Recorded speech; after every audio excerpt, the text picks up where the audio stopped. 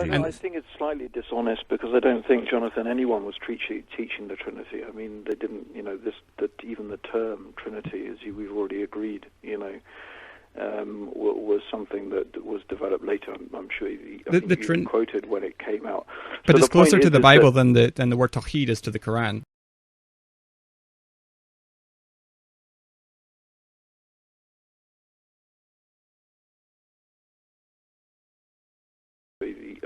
Quoted when it came out. But it's closer to the Bible than the word Tauhid is to the Quran.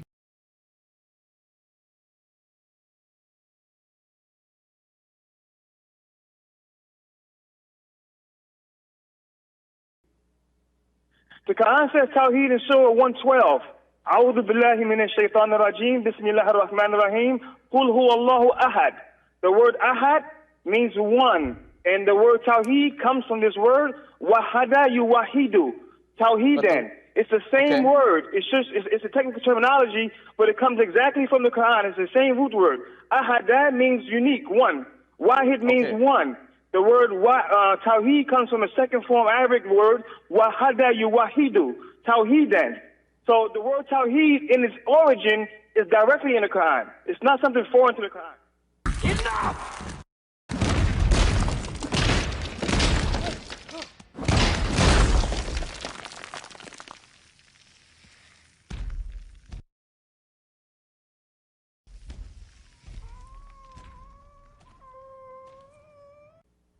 But the word Tawheed is not in there, though, right? No, the word Tawheed itself is not in there, but the root of the word Tawheed, Ahada, is right in the Quran directly. Kul huwa Allahu Ahad. Say He is Allah, the absolute one, unique. Okay, but Tawheed is the understanding of Allah, right? That He's one. Tawheed is a second form masdar that comes from the word Ahada, its root. It's a second form word, Wahada. So it comes. The word itself is directly in the Quran. It's not foreign to the Quran. It's just it's a technical terminology that comes from a root word that's there.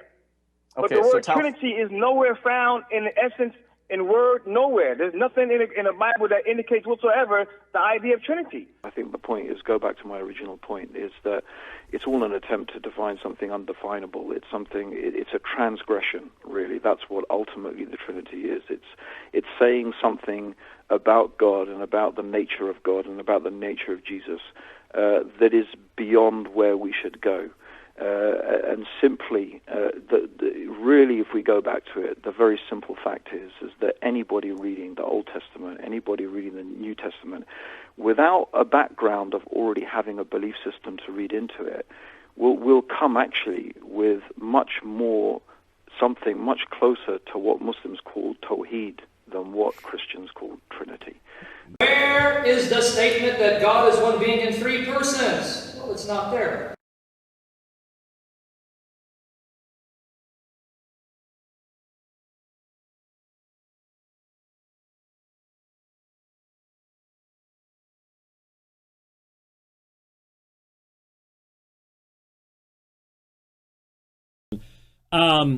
Muslims have caught me saying this a number of times, and that's fine because I really do believe this.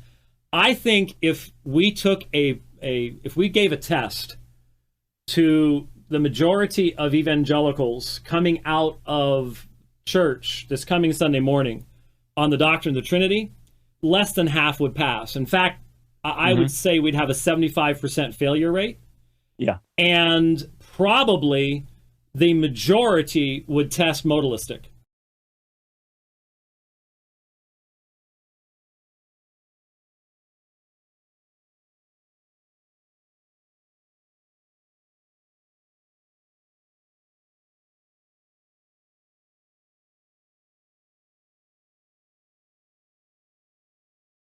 Where is the statement that God is one being in three persons? Well, it's not there. The doctrine of the Trinity is, I think, Christianity's self-inflicted wound. I don't believe in it.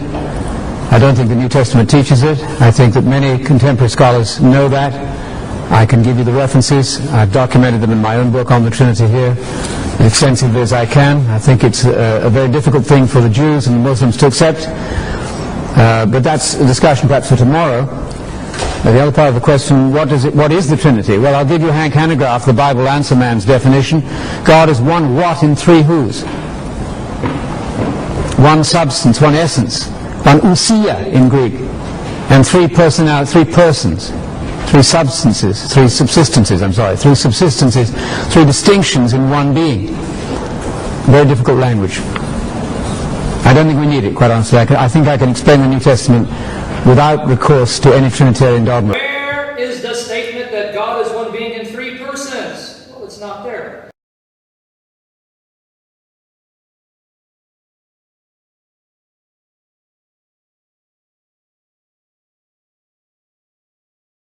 Where is the statement that God is one being in three persons? Well, it's not there.